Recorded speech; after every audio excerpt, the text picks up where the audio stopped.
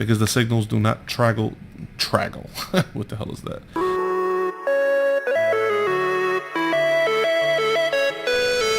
What is up, YouTube? My name is Enigma Red, and today is the last Kiss My Arrows tutorial.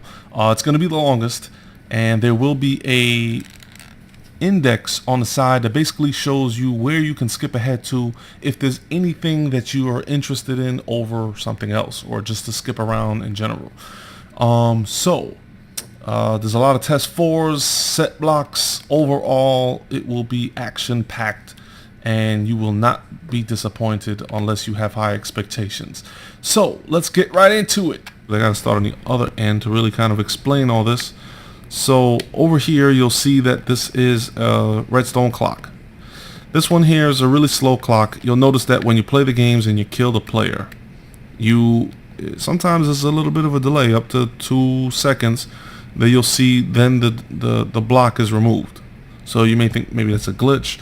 It's actually not a glitch. I did that so that more people can actually play this game, because I know sometimes with the command blocks, if you put this on a server, it can be a little tricky with the lag. So this was really to prevent lag so that more people can play it. It's a little delayed, but it still does the trick, you know, still kind of gets things done. So we're going to stay on this side here. This is really the blue side, and what's happening is this signal pretty much is distributed all over this whole undercarriage, but you can see that it comes in here and there's a gold block just like in the waiting area, and it kind of has the same functionality. It gets removed and placed in order to prevent the signal flow from going everywhere. You just have it going where you want it to go. So let's get to that view, and you'll see that we have a command block here right after the signal, and this is a set block command, and it's using relative coordinates, and it's actually setting an unpowered comparator with the data value of 0. Now 0 is actually the direction in which this comparator is facing. Now the signal comes down here and it goes through to a testfor. Now the testfor itself is testing for Blue Vengeance and the minimum score of 1. Now it's important that it's minimum score and not score, because those are two different. If you see it like this, that's actually a different value that you can look for. It's looking for the actual maximum score right now. So if you put that there, it'll say the max score. So I changed it because minimum makes more sense, because as this block will move down the line, sometimes it's a little delayed, so you can kill a couple of people faster than maybe this will work. So this goes down the line and actually checks for minimum score, so it doesn't overshoot one of the numbers, one of the scores. So like if you kill 3 people and it's still looking for the first score or the maximum, it says, well, hey, you know, you have more, so it doesn't know what to do and it won't continue. The whole line of command blocks won't continue. So this one over here showed the comparator, the unpowered comparator being set. It's actually right here that it gets set. This is to reset the actual value that the testfor command produces from the command block. If you don't do this, what happens is it will, if you can see right here, it stays powered on because the last state that it remembers was true. So when this actual signal comes through here, it'll reset this comparator and then it'll turn it off, because it says, okay, it's now off because this is now it's now false. It actually does another check through the testfor command, says that it sees that it's false, and then it basically leaves this one off here. So that is that. Now this block, this whole row is pretty much the same. It's really staggered like this, and I stagger the blocks. You may wonder why. The reason is because if you put them right next to each other, one command block will send a signal through to the other block, and you'll be triggering a whole line of them without meaning to. So it gets really messy. Staggering it is the way to prevent, because the signals do not traggle what the hell is that? Does not travel diagonally. So what's happening is here, this is a site. I can't speak today. Is a set block command that puts a redstone right in front here of this repeater. Now, this repeater just has the signal go down the line, and it's basically all the same thing just for each score. So one row, this one will test for score 1, 2, 3, and so on to 20, because it's up to 20. So this one here is where the actual gold block gets removed. This is, again, another set block command, and these are actual coordinates for the first block on the red team. So it removes that block. It turns it to air. Now, remove signal stone is basically referring to the red stone that gets put right here. And once that red stone gets removed, then the signal clears, and then it's, it gets set up for next time. So that's pretty straightforward. This one is a set block command. This one sets the gold block for the next row, for this row here. So it'll put a gold block right in front of that repeater, and it'll allow for that new testfor to be initiated, and then that's pretty much that. And this one here is another set block, but it removes the original gold block, this one. So first it moves the other one here, and then it moves this one here, or removes that one down there.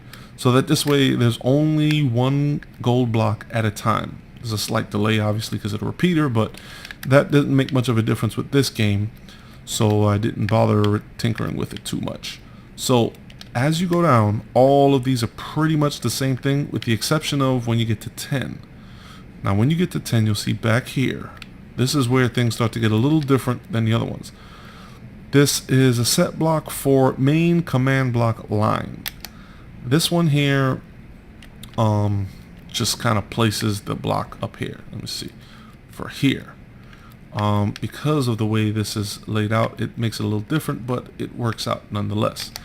So this is the set block command that resets. Again, it's the same as the other one there, except when it comes down here, this is what actually turns the mascot's eye gold when when you have to shoot it with the arrow.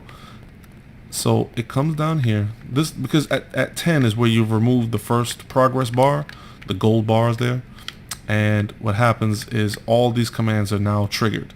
So the teleport blue team to platform. This takes the blue team and puts them up in their own little hunting post up there, where they get to shoot the golden arrow that's recently just been changed. So this is everyone. This is a selector. This is everyone on the team. Blue team, radius of 100, because this just to cover everybody within this arena. And this is the coordinates for that actual basket up there. Now this gives them a bow. This just makes sure that if they don't already have a bow, they get one. Same thing with the arrows. And set block for test arrow. This is a gold block that signals a testfor below that I will get to in just a second. Just keep that in mind. This one sets up a gold block down below, so it starts to search for the actual arrow in the gold block. Now, message to blue team. This basically just says blue team has destroyed the bull's golden eye, and it's just so that everybody knows, hey, you're starting to lose there. So spawn point, right?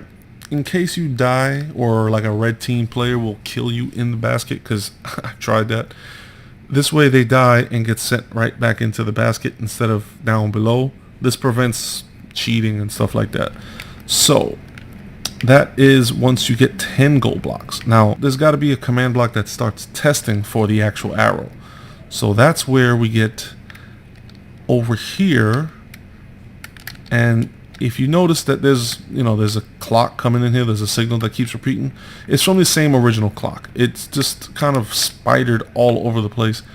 I wanted the same timing. It was slow, and it made more sense to do it that way. So this is just a set block setting a command block. Now the command block is data value 1, and it destroys whatever is there, because what you're doing is we're actually recreating a command block over and over and over and over with the command inside of it for testfor. And this is the actual testfor here, where it'll show you, this is the entity selector type. The entity it's looking for is the arrow. The arrow is actually an entity. So it's looking for one within a radius of 3 blocks. So realistically, you don't actually have to hit the gold block. You have to get close enough, so you have to get within 3 blocks. And if you do, then you get to the next level. You go on to kill the more players. And this is just the coordinates here that it's actually looking for that actual entity. So this is the entity, the radius of 3, and this is the origin point of where that testfor will look for that entity. So these coordinates here, and within 3 blocks of this coordinate, then it'll look for the arrow. But this data tag is also important because it's looking for the entity, but it's looking for the entity within the ground. So if it looks for an entity and an entity happens to be flying by like it missed, it won't count. It has to be in the ground, and that's what this actual the data tag is. In ground 1 is true. So that's what that is. And this one gets a little confusing, but think about it. When we set the unpowered comparator up above, it was to reset the signal. This is actually just another way of doing it. So we just created this particular testfor block, but we created it using this command block. This one is also creating a comparator. If you notice up above the comparator, the unpowered comparator, the data value was 0. This one is 2 because that's because it's facing the other way. So in order to get it to face the correct way, sometimes you have to play around with it. Now this here removes the signal stone, which is 8 back here, which happens to be this. Because once you hit 10, the gold eye gets summoned, and then if you notice on the line of 10, it then sets a gold block right here so that the signal can travel down. It can start testing for this particular command or the arrow. Then it comes down here. It does the actual test. Well, yeah, it creates the block, tests it down here, and then it basically removes the signal stone back there so that it doesn't continuously look for it since it already found it. This removes the eye from the other place. So you'll notice that like the gold block just turns into like an empty hole. This is the command right here that does it. So basically, in order to reset everything, right after this has all happened, this whole set of repeaters just basically sets this. It removes this comparator so that it resets it. It's just, again, it's just another reset. This is actually a little redundant. It's not necessary, but I put it in because I have problems. Set block for a new row of testfor commands. Now this one here, just the next gold block within the line of 10. So let me see here. Set block, set block for a new row of testfor commands. Okay. So up here, we got the message to the blue team. Now the blue team says the blue team has destroyed the first golden eye, and that's really just special. Now here, after the arrow has been found, the spawn point is reset to the team base. Alright, this one is just an empty one, just for additions. This teleports them back to their barracks, the blue team barracks.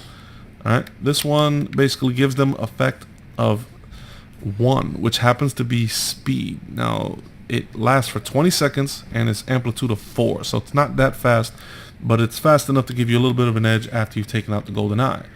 Now this is the effect that the red team will get when you take out one of their golden eyes. They get the nausea effect, and it lasts for 20 seconds, and it's as strong as it can get.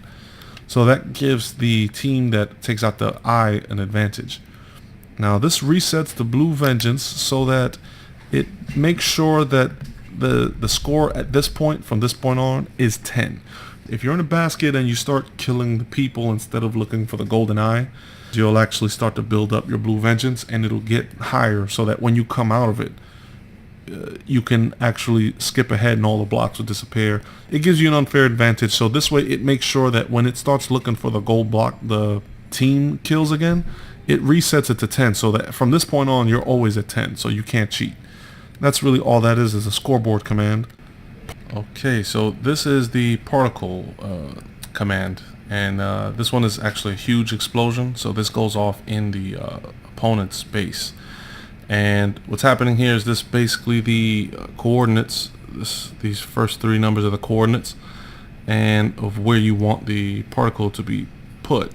And these here 5 are really the speed of the particle. It doesn't use ticks per second, it actually uses blocks per second. It's just a little different, but that's what particles use for some reason. Actually the duration, but for some reason it's kind of tricky with particles getting the actual timing. I believe I may have used the number too high, but that's pretty much where the time goes in. This here is actually the count, you know, how much you want it to actually to show how many particles, as opposed to how many times it goes off.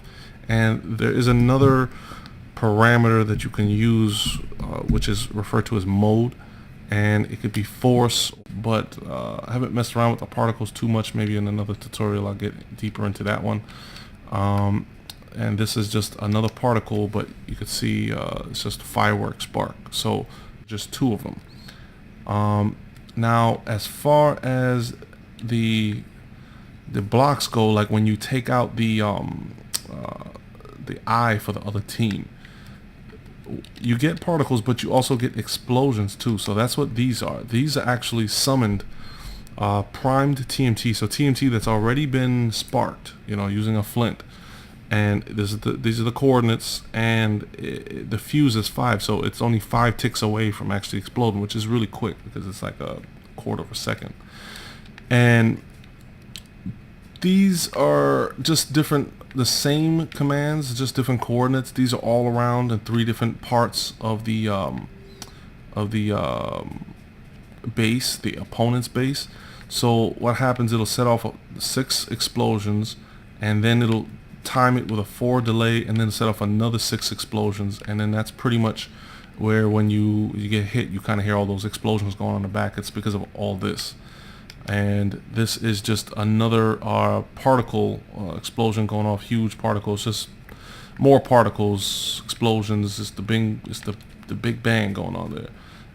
You can see TNT base bombs, so that's really what that's labeled at. I tried labeling everything in this map because it can be kind of confusing, so I kind of labeled everything, so when you're going through it, hopefully it makes it a little easier to kind of understand what's happening. And that's pretty much it for the testfor command, because this same line over here, well, this next line over here is for the second arrow, the second eye, and you can see that the comparator is not actually there because it got cleared. And then it uses the same line for the first one. It sort of shares, because the same thing will happen. So shares, and the explosions and everything's all shared. And the same thing with the opposing side. It's the same setup that's going on. And yeah, so that's pretty much that. Where we start to get into a different because after that first row is taken out, then we got to go to the second row to be taken out. So after the 10, then we go down and do the same thing with the testfor for the player kills, and then we get to the last one, which basically sets the spawn point so this would be for the red team. So the red team itself, right, is basically going to be relocated to the game over section. Now, the game over section is where they go. So like that's how after you kill or actually destroy the last eye, then the spawn point is reset for the other team, so that when you kill them, then they go to the game over section. And once they do, it's basically right here, it's testing for the last player on the team. Well, this is actually just a set block with a goal. It sets a goal block below, but I'll show you where that goes. And it's basically it's testing for the last of the team members over in the it's testing to make sure that all the team members on the opposing team are at the game over section, and then it sends the teams, like, you know, say the red team lost, it'll test for all the team members on the red team have to be at the Gameover platform. Then it'll send all the blue team over there. So that's pretty much, this is just a message saying that the blue squids, this says say blue squids are kill all the remaining players on the red team. And that's basically where the message is set up. But this here is really what sets up for the next row of test commands that sort of go through. Let me show you down here. If the blue team loses, the gold block comes here, so you can see the clock is also coming in through here. It tests for the blue team, right? A radius of 30 within the game mode 2 at this particular coordinate here, X, Y, Z, which happens to be the Gameover platform.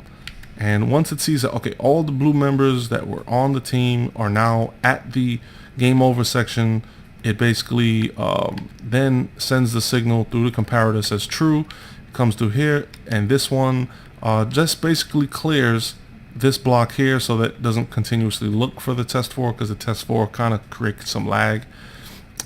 This teleports all remaining players on the red team. So the winning, in this particular case, in this line, it would be the red team that won, and it would teleport them to the Gameover station platform.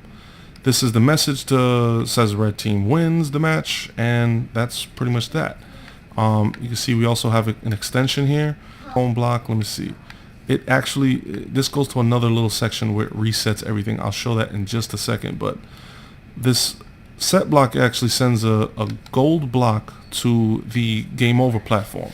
And on the Gameover platform, I'll show you that right after this, but let's first cover the redstone block that resets everything, so that whenever you go back into the game, you don't have to go replace the gold blocks. It just sort of happens automatically, and there's no need to go back and set it up every time. And this one sets it manually. You can see that the red block gets set up there. It's kind of hard to see from down here, but I'll press it one more time. You can see. And really what's happening is this is a line of this is for the lines of gold block in like the blue and then the red team. I'm not sure which one is which, but that's all these 40 set blocks are for. This is all set blocks right here. You'll see it's gold, Minecraft gold, and that's all resetting the golden bars. These here at the end. All right, let's clear up that. All right, these here at the end here are basically just for the eyes. These reset all 4 eyes to make sure that everything is back to normal. And let's see, these are scoreboard, removes the blue vengeance from scoreboard. This removes red vengeance, and then basically, yeah, it just removes all the team kills. That's just an extra, you know, kind of like just to make sure everything's cleared out. So this resets a redstone. Figured it was easier that way. It's not the only thing that clears. There are other things that are going on here that need to be reset also. So all these gold blocks that may pop up here that may not be used, so for the testfor arrows and all that, you'll notice there's command blocks underneath. So like this one here, 3 above on the y-axis, it sets the Minecraft air, and that just clears the gold block that may be up there that maybe wasn't used. So it clears that, and you'll notice that underneath all of these, this whole row here, you'll notice that there's command blocks under here. You may even wonder what they're for. This is actually to reset everything, so that whenever the game's going on, regardless of where the gold block may be for any team, like say the losing team, maybe the gold block was at 6 or whatever, it clears everything, and then on a delay it basically places the gold block right there using a set block command, so that when the game starts again, everything is right where it should be. So that is basically what it is. You'll notice that there's a gold everywhere that a gold block pops up. There's always a command block underneath to reset. So that's what kind of keeps everything in order, making sure that you know, we don't have a problem when it comes to you know, just starting the game again. We don't want to have an issue with that. So the last thing I'll cover here, because that's pretty much everything. I mean, surprisingly enough, For some it may seem like a lot, but if you know anything about like redstone and all that, it looks more intimidating than it really is.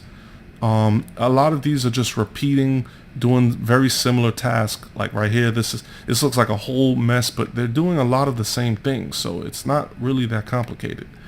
You'll notice over here though, this is on the same original clock because the timing I thought was pretty good. Really just to prevent lag, honestly. This is a simple teleport, but it's looking for all players within a radius of 11. All right, so within the radius of 11 of this command block, it's looking for all members of the red team in mode 2. And if it finds you, it basically, that's when it teleports you 30 blocks below. That's when you'll see right below there, you'll just fall right there, boom, and you'll just drop out of the world. Now that is just kind of, first of all, I just thought it was funny. Just throwing people out of the world is just hilarious to me, so that's why I do it.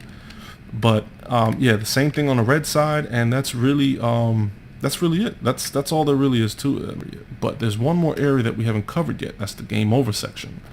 Now the game over section, you'll notice that there's a pressure plate right above, right where you spawn, you know, after the game's over. And what that does actually is this simulates it, but you'll see that there's actually, you know, the signal will come down here, travel through this redstone, delayed over here, come through here. You can actually see the signal still going. And what happens is, this looks kind of crazy, but the junction is pretty much right here. This is where they both meet up with this. This is where, like, at the end of the game, when about that gold block that I said at the game over, this is where the gold block will end up right there, and it allows the signal to continue on. This just removes the gold block that gets placed here, so that, again, just to clean everything up. And this is just the title for pretty much and so when you see this says game over, this is just the title setup. This over here will just say thank you for playing, and this one will say thank you for playing Kiss My Arrows. That's exactly what it says. And then this one here will just reset the spawn point for the tripwire system, and so that to make sure that there's a delay, so that people respawning after the fact, they actually get sent, because this is the last part of the game before it resets. This is the last command block that you'll ever actually trigger in the game. It's the teleport, and this just basically sends you right back, and then you do it all over again. Okay, so that is the tutorial. That's pretty much all there is to it for Kiss My Arrows, and we've gone over pretty much the whole thing from start to finish. And I know this one was really long, but thanks for bearing with me. If you watched the whole thing, that's great. If not, I understand it was a really long tutorial. Hopefully you've got what you needed out of it. And that is pretty much it. I'll have another download link below. Please subscribe if you like, comment if you want. Thank you for watching. I will see y'all later.